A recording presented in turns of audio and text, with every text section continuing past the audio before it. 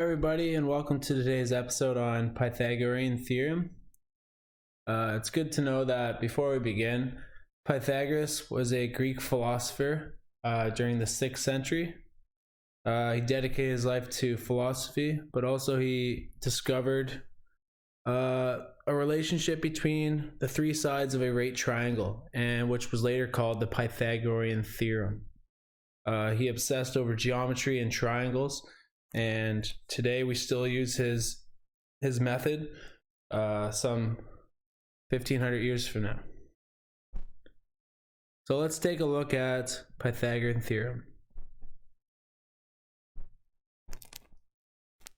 So Pythagoras came up with a theorem that tells us that if we have any two sides of a right triangle, we can find the third. Before we get into a question, it's important to know that side C, this side is called the hypotenuse. Hypotenuse. The hypotenuse is directly across from the right angle all the time, and it is always the longest side of a right triangle. Sides A and B are often interchangeable, but it's important that C cannot be changed. C has to be the hypotenuse. Perhaps you don't use side C, but for our sake today, we will look at today. All right, let's take a look at an example. So Pythagorean theorem, before we begin, is where c squared is equal to a squared plus b squared. So the hypotenuse side, c squared, is equal to side length a squared plus side length b squared.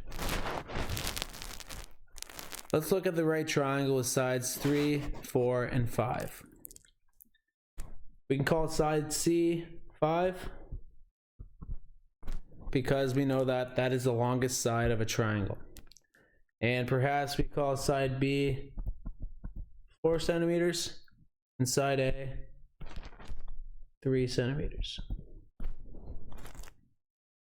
So let's fill in what we know. Side C is 5 plus we have side A is 3, so we have 3 squared plus side B, which is 4 squared. Let's show that the left side is going to equal the right side of the equation. 5 squared is 25. 3 squared is 9. Plus 4 to the power of 2 is 16.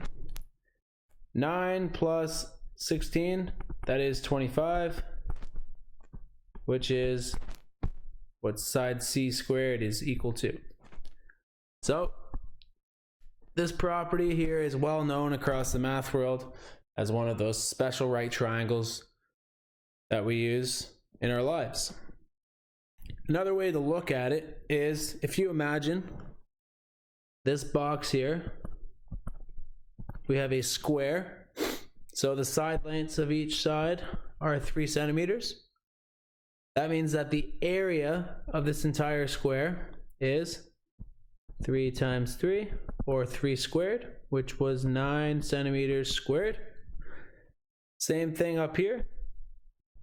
This square has side lengths 4 centimeters. So the area of that square is given by 4 times 4, which is 16 centimeters squared. And side C is 5 centimeters, with side lengths of the square as 5. And the area of that square is 25 centimeters squared. So we know that the area of A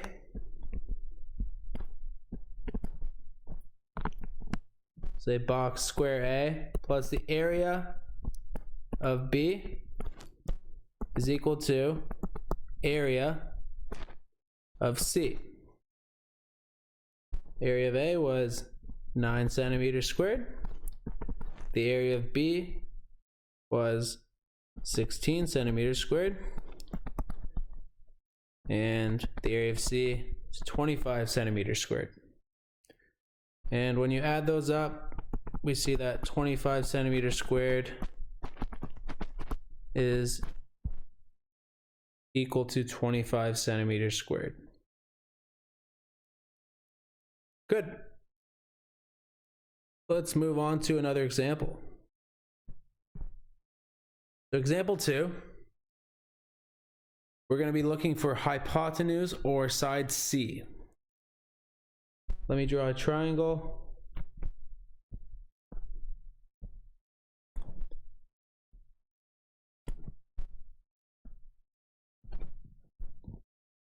All right, here we have a right triangle. Say we have sides 10 and sides 7. Before we begin, let's write our equation. We have c squared is equal to a squared plus b squared. When we look at our triangle, we don't know what the hypotenuse is, so we leave that as an unknown variable. Perhaps we call A is 7. So that's A. And side B will be 10. Call that B.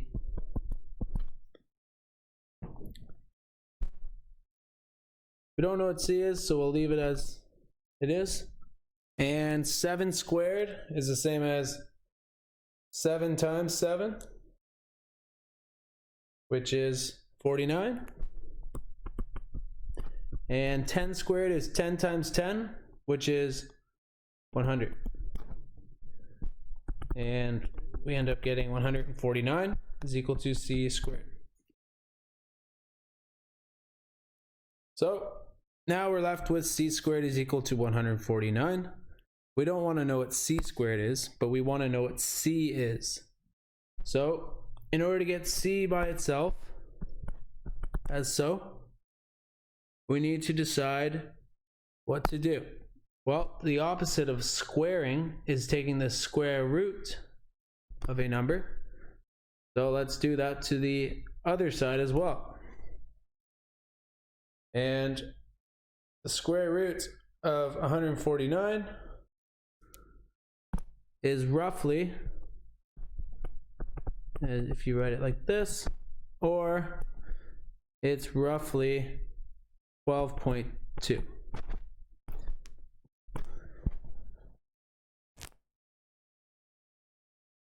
And let's just put that here.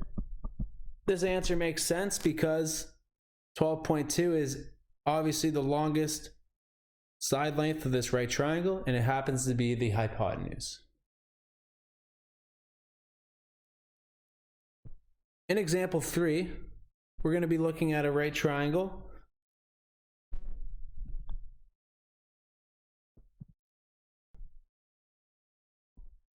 But we're going to be looking for either side A or side B.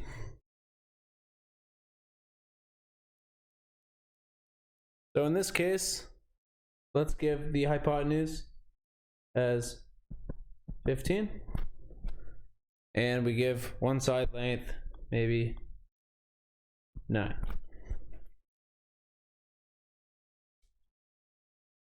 Our formula is c squared is equal to a squared plus b squared. C in this case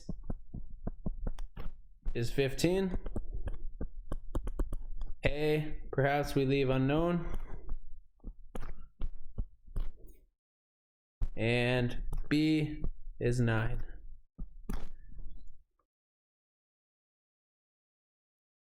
If we look at 15 to the power of 2, that's the same as 15 times 15, which gives us 225.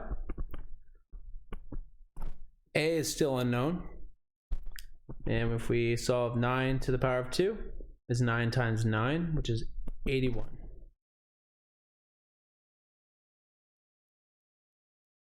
Next, we need to figure out, how do we get A by itself? Well, right now it's A squared plus 81.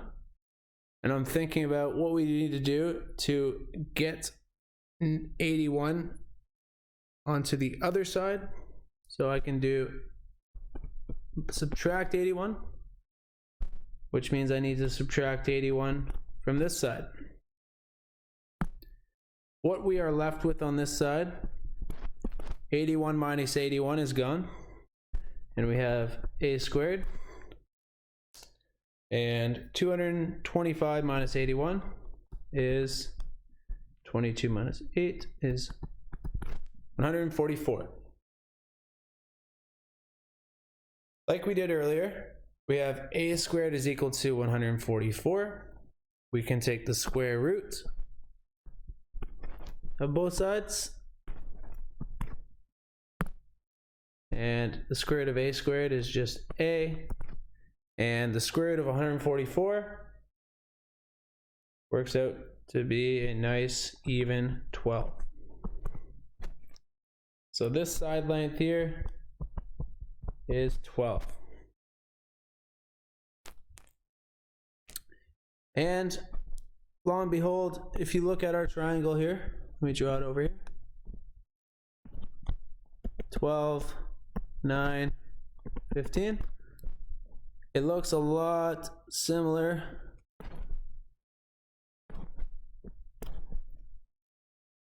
to our triangle that we did earlier, our 3, 4, 5. If we divide this by 3, we end up getting 5. Divide this by 3, we get 3. Divide that by 3, it's 4. So we still have the same relationship between our side lengths. 3, 4, 5, 9, 12, 15. And finally, this as a recap, let's just cover what we did today. This is Pythagorean Theorem.